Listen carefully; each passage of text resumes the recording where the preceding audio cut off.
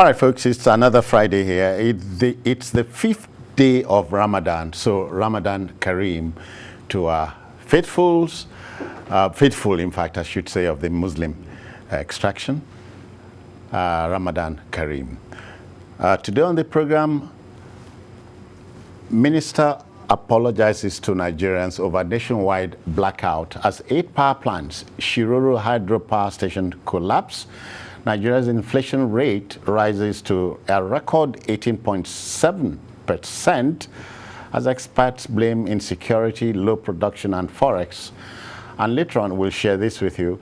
Governors tell judicial workers to call off strike now, and they vow to do whatever it takes to make sure the issues are resolved. I'm hanging out with Babajide Kolade-Otitoju. Did I greet you? It's so great to be here. Yeah. You know, as the brother says, in don't see 99, but he also says, crab say any day we rain beat them from him mouth, the mouth. You know, say that in our. I can try see 100 first. Martins is here too. Oloja. Yeah, thank you. I greet you. That's a proud Ondo son. Thank you. Okay then, the show is ready. The team is also ready. I hope you are ready. Let's go. Okay then, make no mistake about it. The potential of electricity lies not in providing social amenities, but in stimulating long-term economic development. Our electricity generation and transmission is greatly troubled as we speak. Minister of Power, Engineer Saleh Maman, has tendered an apology to all Nigerians affected by the power outage experienced across the country. National integrated power plants supplying electricity to our national grid are down. Gas constraints is in the mix as well. Engineer Maman says the national grid, which the ministry is working on, would soon come back alive. Jide, we have to wait. Yes. We have no choice. We do not have a choice really, and we've got to realize that electricity is the most important catalyst for economic development as well as human comfort. Yeah. So if you cannot provide electricity on a consistent basis in a manner that is reliable, then you've got to worry for the country.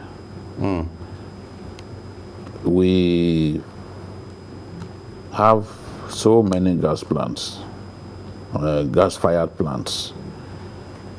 That in itself is a problem, because whenever you have gas constraints, because these power plants are located far away from the source of gas, sometimes as a result of the activities of vandals who, out of ignorance or sometimes sheer naivety, will break pipelines. Cynicism. Will break pipelines in the hope that what will ooze out of the pipelines is petrol. And then you discover it's gas. And you can't pipe gas. Once you break it, you cannot pipe it. So you've achieved nothing. So when you cannot supply gas to a significant number of these power plants because they are largely gas-fired turbines. Look at Egbe, for example. It's the largest in West Africa. It's gas-fired.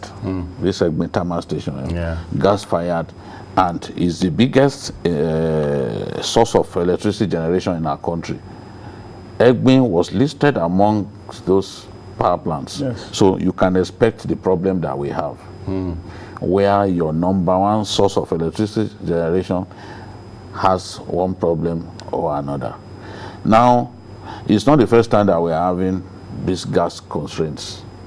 It's always been there with us. You can have capacity to generate so much, but if you can't get gas to those power plants, then they can't work. They can't work. So this is the thing. We've suggested over the years that, look, let's begin to look at other sources of electricity generation. We have hydro. We have hydro. We have hydro in Shiroro, in Jeba, in Kainji. But of course, one of those three hydro plants too has been shut for maintenance work. Is perhaps the wrongest time for that to happen, because it has happened at a time when we are grappling with problems from not less than 9. I seem to say there's a right time for the national grid to give a put us in this mess. The national grid, the grid is dependent on the power plants, power generation. Yeah. Now, if the power plants cannot generate at optimum level, it will naturally lead to a system failure, because the quantum of electricity generated for the TCN to wheel would not be enough to achieve that kind of optimum performance. So it will naturally lead to a shutdown or a system failure, as they like to call it. So it's a lesson for us. I hope that we can move on, we can quickly fix this problem, but we have to keep looking at other sources of electricity generation. And in Jigawa State last week, the government inaugurated is 5 million naira or no dollar. 5 million is renewable energy access for 5 million homes. Oh, really? Oh, 5 million yes, homes. Meaning that they are looking at, okay, through solar and other means, providing electricity to poor Nigerians, about 5 million households. You can imagine where that will take us to if you can provide 5 million households with electricity off grid, not part of the grid, off grid, then it will solve a lot of problems, because they don't really consume much. The kind of people we are talking about, they don't really consume, and the electricity you give them is not high voltage like that, like coming from the national grid. So this is the, let's begin to think of other sources, so that when we have gas constraints, thinking out of the box. And Martins, he is talking about other sources. Why not? Coal is there. Never mind, people say coal gives so much into the... But South Africa still depends on coal. Yes. We have wind energy we have not exploited. You know, we can talk. There are so many people now. If we organize a workshop or conference on all this thing, or talk shop, there will be so many orators, and at the end of the day, everybody will feel that the morning after there will be electricity everywhere, but there are not many doers. How many times are we going to talk about alternative sources, renewable energy, and we'll talk about it? Even in 2000, I was at the Expo 2000. I've talked about this here before, and we'll continue to repeat it. These are the stories we repeat all the time. I was in Germany at Hanover, Expo 2000. Okay. And then the organizers took us through how a federation like Germany even can depend, in that zone is Lower Saxony, zone of Germany, Lower Saxony. We are very close to Sweden. And they told us how if there is any emergency like we have now, they can switch to a power plant in Sweden, that they don't depend on this national grid. It appears that national GREED, national grid, has affected the grid that we are talking about. Yeah, and GRID. Yes. So what we should be talking about is what Jide just talked about. Let's integrate this thing. Let there be maybe power sector federalism, kind of. And I see a place, not many people who pass through this redemption camp, for instance, have even driven into that place. It's not a camp, it's a redemption city. I can say it here, it can be found out. They have 25 megawatts of electricity. That's not small. Tied to the national grid? It's not tied. No, I'm asking. It's not tied, it's off-grid. But that city is 24/7, 365. And every household is metered. So the rest detail can be... It is possible. Yeah, I'm telling you, it is. I know the camp very well. I know Redemption City. I won't call it Redemption Camp. Let people go there. So many ex-governors and so many big men, so many members of the elite, so many elite corps. The bourgeoisie. The bourgeois. And are there. They have good hotels where even people hotels in the city. Good hotels where white men, we call them white men, people from the West, when they come for Holy Ghost service or any kind of services, when they come there, they have good hotels. They have electricity in that city.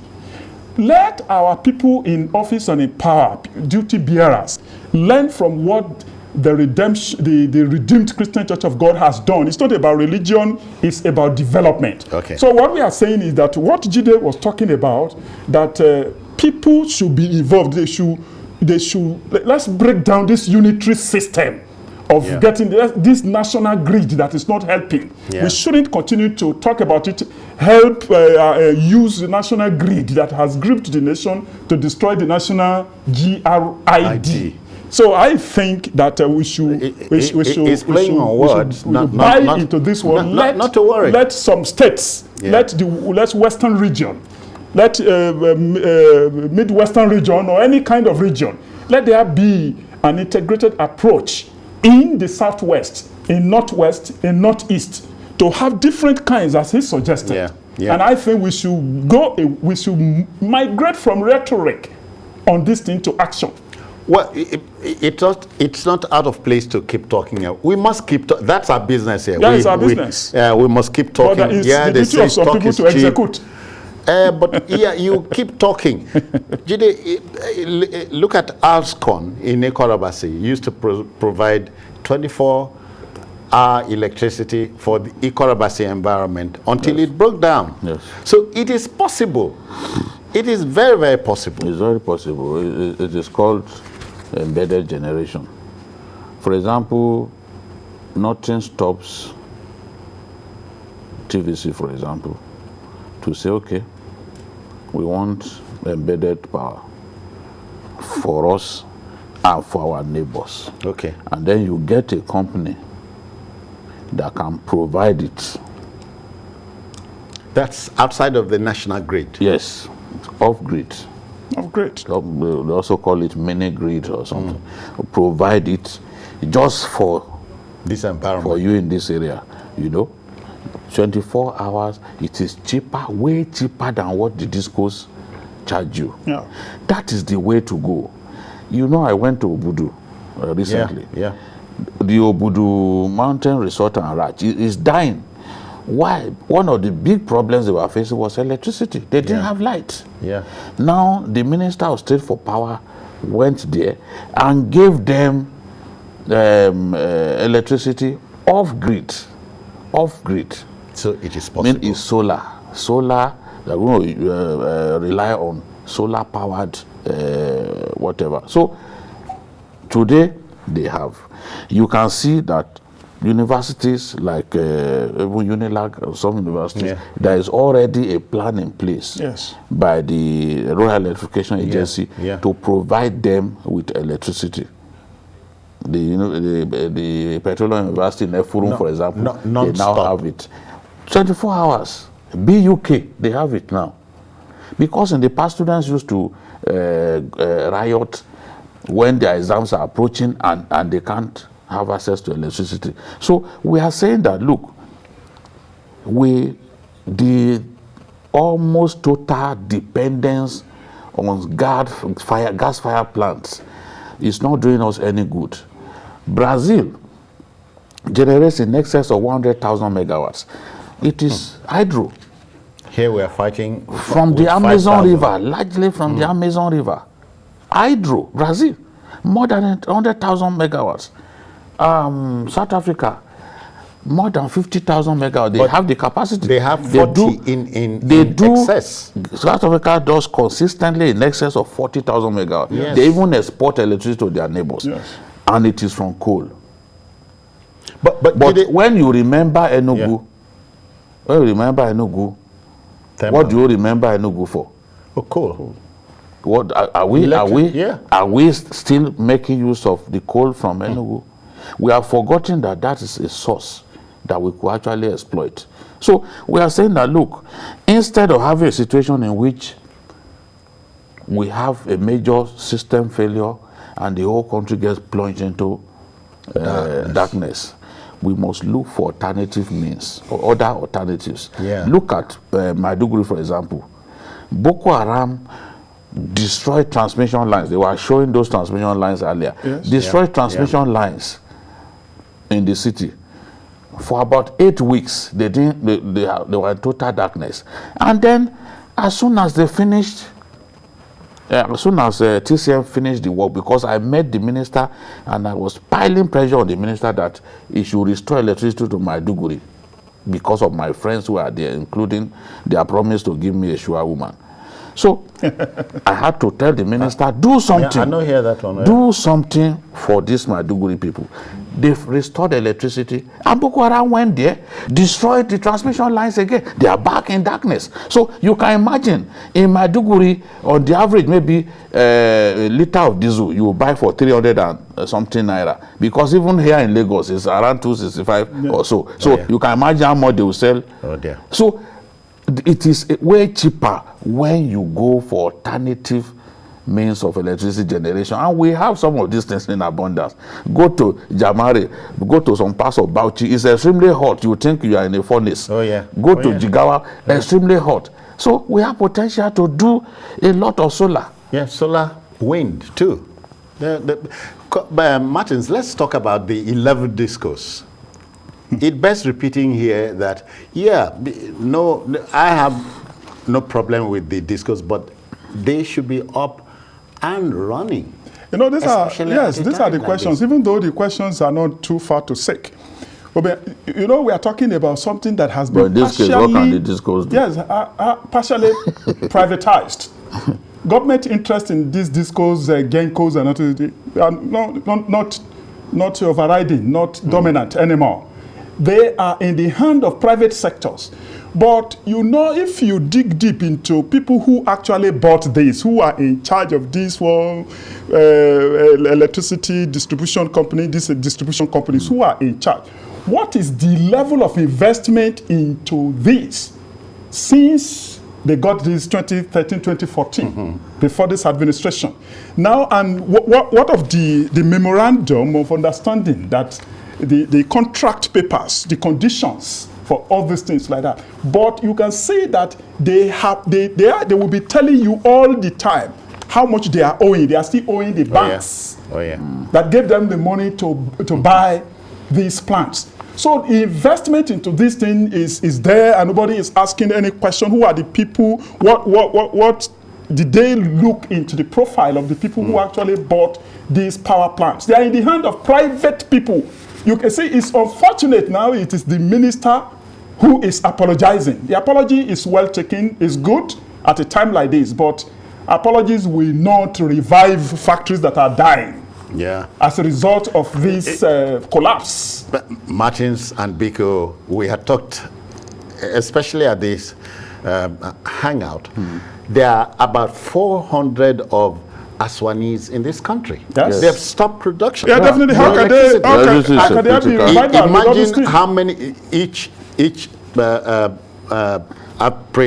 each company takes about 5,000 workers times 400. It's shameful. That's why we are in this mess. We are in this mess. But if you can allow your industries to die, and those industries, those warehouses, those big industries have now been overtaken by churches, it shows that you really do not know what you are doing. We wish you... Now, even as we speak, there is even the threat of Nestle and another big company immigrating to another country, to Ghana. We've already lost enough to Ghana. If some car plants are opening in Ghana, tire where are they going to sell those cars? Ghana has not got the market. This is where the market is. But they will rather produce over there because it will be way less expensive to produce over there than produce in our country. Let's quickly go on a commercial break. We'll be back shortly. Please don't go away. Let's quickly take the power problems home. Jide, we have agreed it can be done. Yes. We can do something. It should be done quickly. We should fix the problem quickly, and we should start looking at other means of generating electricity, because that's the way to go. Buried? Yeah, definitely. That is the way to go. And just as we were saying the other time, everything is going to Ghana. Ghana has a stable electricity. Google earlier was in Ghana instead of Nigeria. Twitter has joined. Dunlop and all these tire companies left Nigeria for Ghana. You are not beefing Ghana. Yes. Well, no. Yeah, we need to be organized. All right. It's not enough to wish. We should wish well and prepare. From the Hangout, we're telling Minister of Power, Engineer Saleh Maman, yes, we admit, agree with the apologies, but 3 things to do. 1, electricity. 2, more electricity. 3, much more electricity. It's possible. Okay, to our next story. You know, the late American President Ronald Reagan observed that inflation was as violent as a mugger, as frightening as an armed robber, and as deadly as a hitman. He was very correct. We're in it. Nigeria's inflation rate has risen to 18.7%. This is the latest report published by the National Bureau of Statistics, NBS.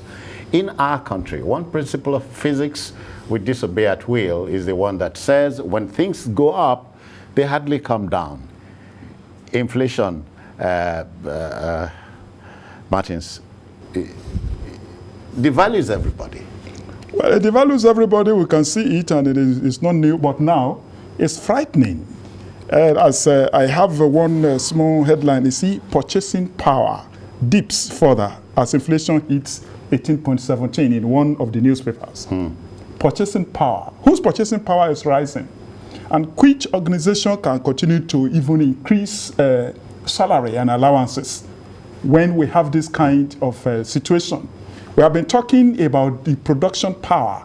Manufacturers are not happy and can't be happy.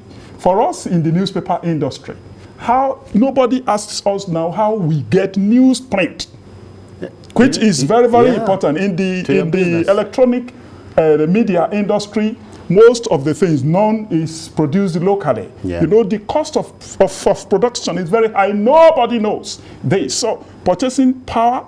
But now, even food items, and we've been discussing, the farmers have run away. We've been discussing this thing even on this table. At this program, been discussing the consequences of farmers in the north abandoning farming. Their farmlands, yeah. And now we are beginning to see the consequences if you want to buy tomato. I even want to say if you want to buy kola nut now, that they buy a lot from us here and take to the north. The cost is very high. What of the leave kola nut alone to consumables like tomato, look at the advertised food basket of the country. No, it's not. Then look at the road networks. We see governors are commissioning roads all over the place. You see it every day. But we don't have integrated road network yet. Even in Southwest here, we're writing about it. There is no good road network between Lagos and Abeokuta. Abeokuta and Ibadan, even Akure and Ado-Ekiti.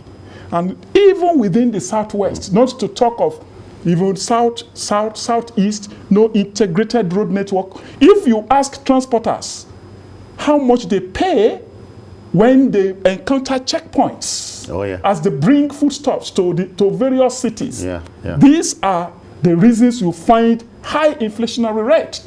So it is not good to be talking about it. It is important that people who are duty bearers look at the implication. It has national security implication. When prices so high, purchasing power just disappearing. All right. And even do you know some agencies, some companies cannot pay workers regularly because of this thing, and then inflation is rising it can break families. It can dehumanize. It is breaking families. Many homes. And even Daily Trust wrote a story, very wonderful story recently, about how landlords all over the country, even with high rent, have been unable, all over the country, data journalism, good one. Then we can give them the credit. I'm telling you that landlords are finding it difficult to collect rent from tenants. Because tenants' purchasing power has gone with the wind, has blown in the wind. Inflation is not a bad thing, but when we hit two figures, there's crisis. Yes, and for the past 18 months, inflation has been on the rise in our country. If we look at January, it was 16.47%. It moved to 17.3% in February and 18.2% in March. And no, this has largely been triggered by food index. Food prices remain very high: bread, cereals, potatoes, vegetables, fish, oils, and all kinds of food. And the reason for this is insecurity. The agric produce belts of our country are largely unsafe. The southwest, the north central, even some parts of the northwest is so bad now that, despite the fact that the CBN has invested 1.487 trillion in form of different interventions, like the Anchor Borrower Scheme, like the Commercial Agri Credit Scheme, and the credit facility for SMEs. The results are not being seen because of insecurity. The CBN governor came out to say, look, we've done so much. In fact, for Anchor Borrower's scheme alone, the CBN has invested more than 600 billion. But the results are not visible because of insecurity. That's why the CBN suggested that, look, open grazing has to end, because it's causing more than friction between farmers and herdsmen. You cannot imagine a situation in which you are ready to harvest and somebody suddenly unleashes cows on your farmland. Your blood will boil. So, but at this time now, because we are joking with food security, food prices are going up. Of course, extortion by security men is a factor, but the truth is, a lot of places where farmers will naturally want to go to their farms and reap bountiful harvest, they can't access those farms. And even when they go to the farms, they get harassed, they are made to pay some form of security fee by bandits. You go to Katsina, that is happening. You go to Zamfara, that is happening. Before you can access your farm, they will tell you, no, you must pay so amount. Otherwise, we'll come and destroy your community and even kill you. And soldiers cannot save you. Bandits are so bold now that they tell you that, look, soldiers cannot save you. Don't think soldiers can save you. And when you imagine what happened in Niger State, when bandits overran an army base, set the army base ablaze, killed about 5 soldiers, you then want to ask yourself that, is it true that soldiers can't save us from bandits? When you recall what happened in Shimfida, in Jibia local government area, where soldiers who were going to attack the base of the resident warlord among the bandits, ambushed the soldiers and killed 18 of them, and nothing happened. So you then ask, could it be true that soldiers can't save us from bandits? So people are forced to then go and give money to these bandits to buy peace. Pay money to buy peace. And then the man who buys goods pays for all these things. Yes. At the end of the day, is the end user or the consumer bears the brunt. But of course, they also talked about other things that triggered inflation, like transportation, airfares. Yeah, that's it. In the last 2 months, Yes. airfares have been as high as they have never been in our history. I remember when I was going to send people to Maiduguri to do a story, the cameraman and the reporter, the return ticket was in excess of 250,000. Yes. You know? Yeah. So it's so high now, and people are doing a lot of racketeering in our airports now. They tell you, oh, the flight is full. There's no ticket. But when you get inside, you discover that it's actually not filled. Not filled up. Hey. The people, they just to cause people to pay more for air tickets. Sorry, this is having an effect on We inflation. have company now. Olushola is joining from Oyo State. We greet you, sir. How do you do? Yes, thank you. Good evening, sir. Welcome. Joe, how are you? I'm okay. Let's go. Uncle Oloja, how are you, sir? Fine, thank you. The director himself, Judicial. Good afternoon. Thank you. Naturally, we will appreciate it as Nigerians, citizens of this country, if Mr. President has promised us that we are going to live happily. So the rate of all this inflation should be cushioning for Nigerians. Now, you see, part of what Kolade-Otitoju is saying is that bandits themselves are even running over the farmers, and it's making prices of food to escalate even in the market. So now, and this is part of what is causing inflation in our country, Nigeria.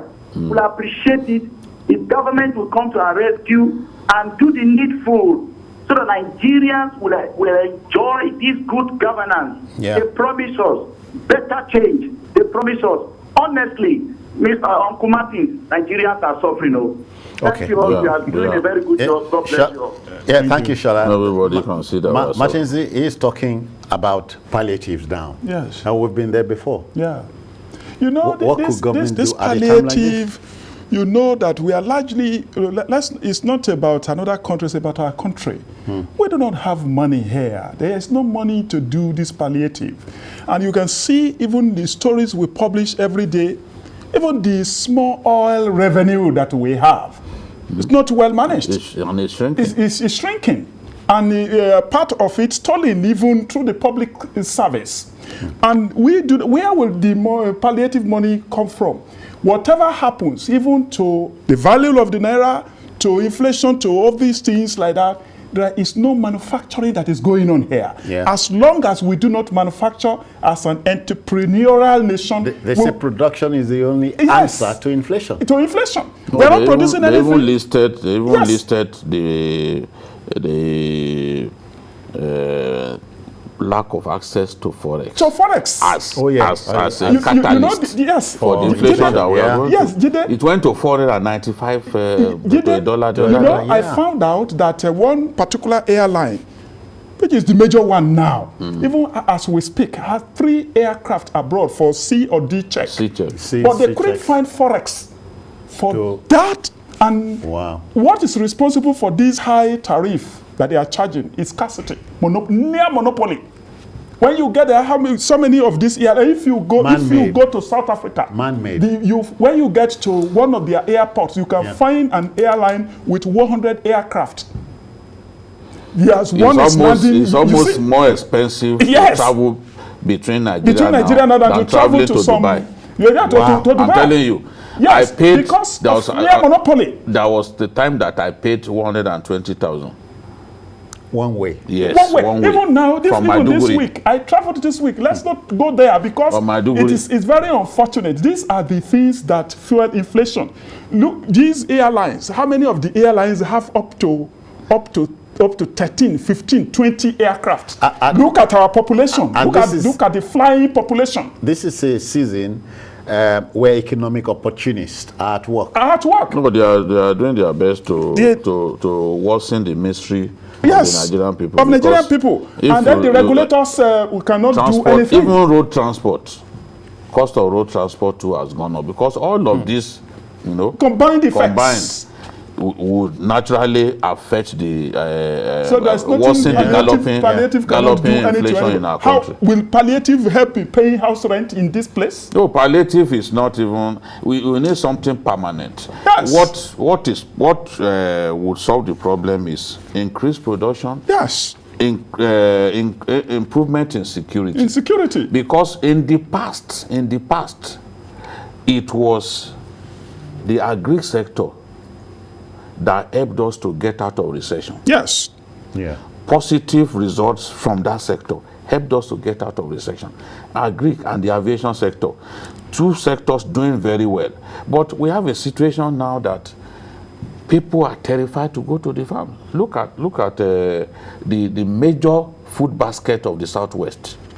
That's the Okeogun area. Yes. That's where criminal headsmen are harassing people and beating people up, killing people, kidnapping people. Kidnapping has become such a big business in our nation, it's the one and that it's a is disincentive, a big disincentive to traveling. Yes. A lot of us used to enjoy traveling, you know, just to take in the fresh air and all that. You have to think twice these days before you can travel. So it's terrible. You talked about kidnapping. Gentlemen, when I hear that the police are making traveling another humdrum situation, you are perplexed. Yes, definitely. You are perplexed because they themselves are insecure. The police officer, how many of them have been killed? You know, we hardly discussed that one about the, from time to time, Jide mentions this one, but it is not in our discussion to get data on even how even police officers themselves are insecure.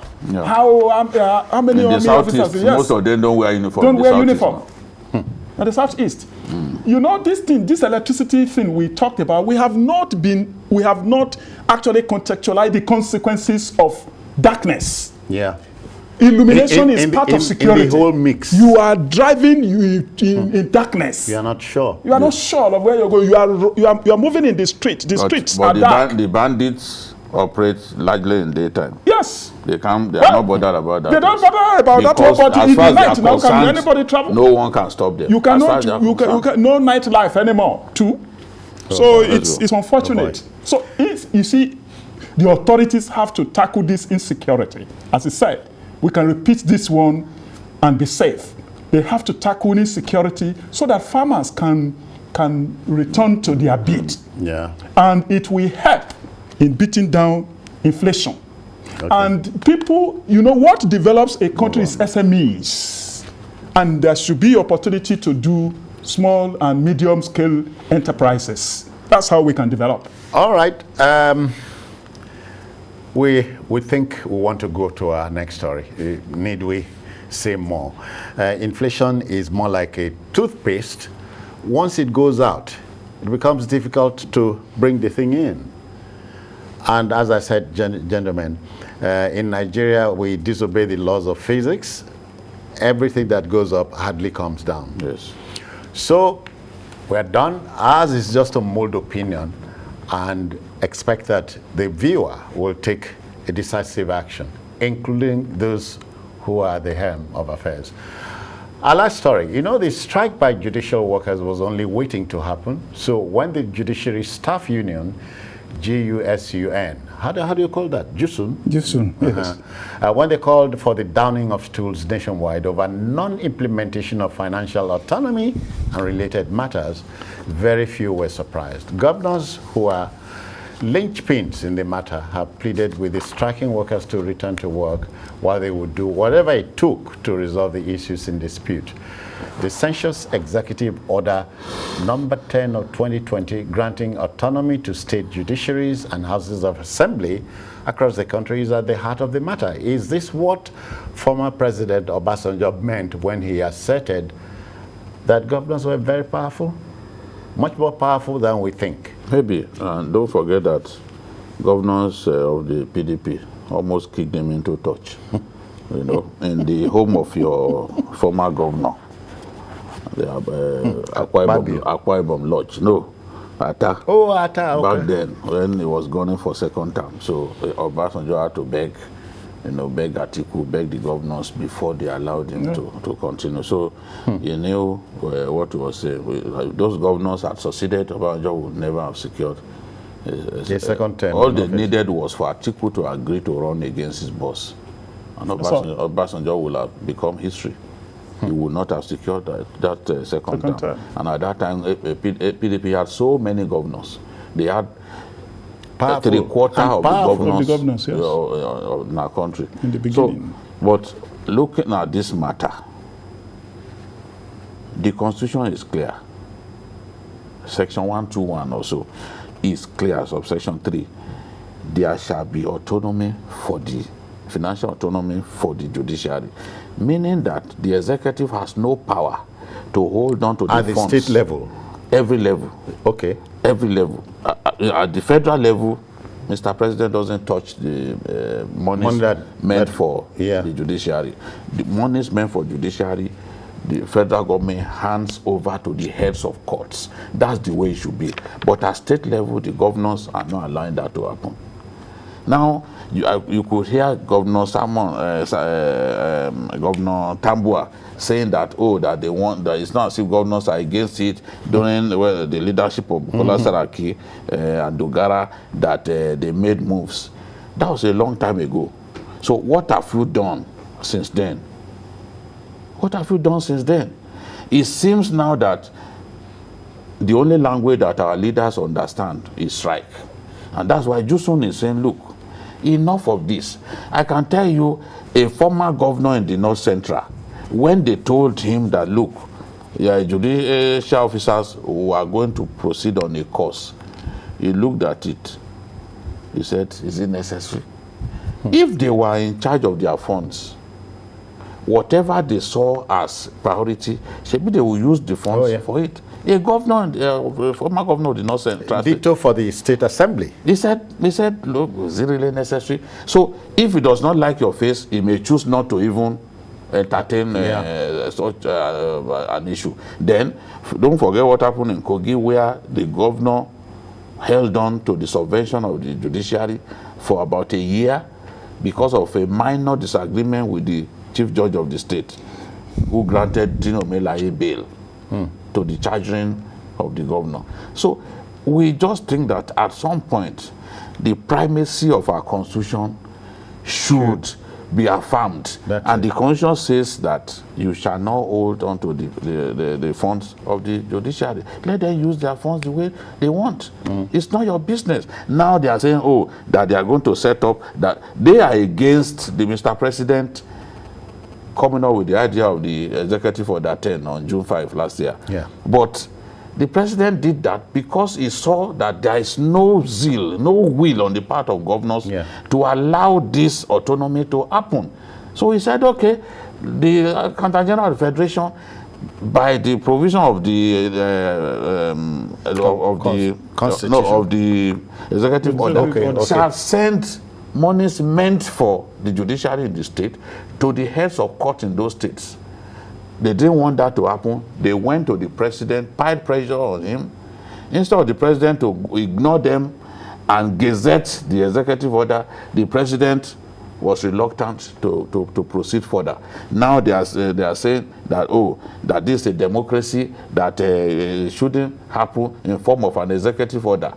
America is a democracy. The president of America uses executive order. So many now. He uses, this new president of the US has used executive order. So many. So what are they talking about? As if the rest of us do not understand what the law says. Mr. President didn't do anything wrong by coming up with an executive order for an infraction that ought to be a punishment. If you continue to flout the provisions of the Constitution, you do not want this to happen, then there ought to be a means of compelling you to obey the laws of our land. You swear with the Bible, and in some cases the Holy Quran, that, you are going to respect the Quran, respect the Constitution. And the letter and spirit. This Constitution says it is supreme.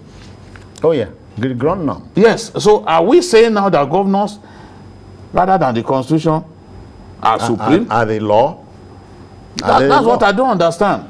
they must show clearly where they are headed. If you say, okay, now you want it, let's have timelines. That is my advice to this Jusunga. They must not listen to these governors because they are playing God.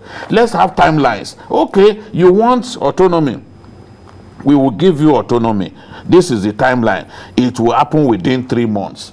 It is where you come up with such concrete course of action that those guys should be convinced that indeed this is an irreversible journey. An irreversible journey to autonomy for the judiciary. Martin, so there must be a little something the governors know that I personally, or which you might know. I know. So what will a governor lose by granting autonomy to a state assembly and, for that matter, judiciary? What will he lose? They don't lose anything. It will deepen democracy. And we do not need executive order to implement a section of our constitution. We don't all have to be lawyers to read the constitution, to understand. But they can go to court if they agree. Yes, they can go to court. They went to court, they lost in court. They lost in court. They refused to appeal. They lost in They court. didn't It will appeal. begin from even high courts. You know what happens. But you know, my state governor led the way. yes, you see. Justice Ademola gave Yes. judgment against these governors. Governors. That's what I'm saying. And they didn't appeal. They didn't appeal. So what happened is On that the same matter, these governors should think of this time now that they should begin to be afraid of the people. Is it about 2023? Am I? Whether it's 2023 or It's about control. 2020, Just having anything, control. they should begin to be afraid of the people. That the world is changing very fast. And that the way they do not manage perception, they believe in using money to get their way all the time. They should be afraid of the people.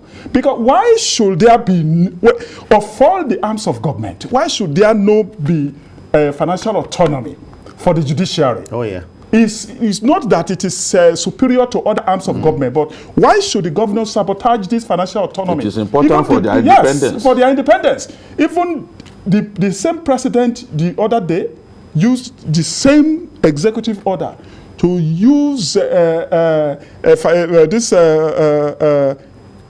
body. Yeah, okay. A body to ensure that they send money directly to local governments. And they kicked. The governors kicked against this. The governors kicked against this. But Financial Intelligence Unit, Yes. NFIU, the Nigeria's own, Nigeria's NFIU, Nigeria Financial Intelligence Unit, was made to monitor them through the Office of Accountant General of the Federation. But the governors have nothing to lose. It will deepen democracy. It will lead to efficiency because the way, you know, we shouldn't joke with the power of judiciary and their function. That is why this professor, D. Olagonke, I've quoted him here before. He said, look, if the citadel of justice from the incorruptible judge, one drama sketch he wrote long ago, that if the citadel of justice is corrupt, what will happen to the body politic? Say it will be completely rotten and it will collapse. They shouldn't joke with the power. We wrote an editorial on this thing today in the Guardian. They want to continue to have a It's in the Guardian today. It's not, the governors have nothing to lose. They want to continue to have a hold. No, they shouldn't have a hold on the judiciary like that. So we must bury it. I hear we must go. We've seen governors sack chief justices in their state before. Yes. Oh, yeah. Bukola Saraki sacked Justice Elelu. Yes. Elelu Habib.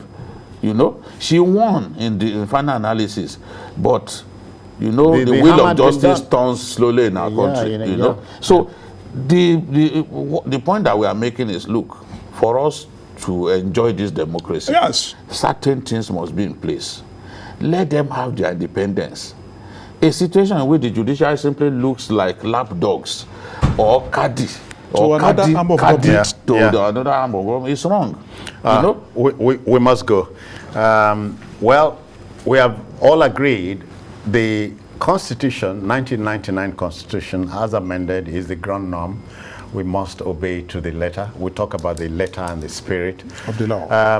So many parts of the country are asking for what do you call, what's the word now? Well, I've forgotten now. They want amendments and so on. And restructuring. This is the time. Restructuring is the word I was looking for. This is the time.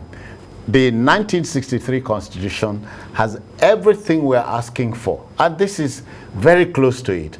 Allow the 1999 Constitution to run. We can't ask for too much. We must go, but not before thanking Martin Zoloja. Thank you. I like this dress. Yeah, thank you very much. Important or na tailor do am? Well, na tailor do am. Okay. Nobody are very important for now. Tell us. All right, Biko Obeni, thanks for your time. Thanks. Thank you so much. Yeah.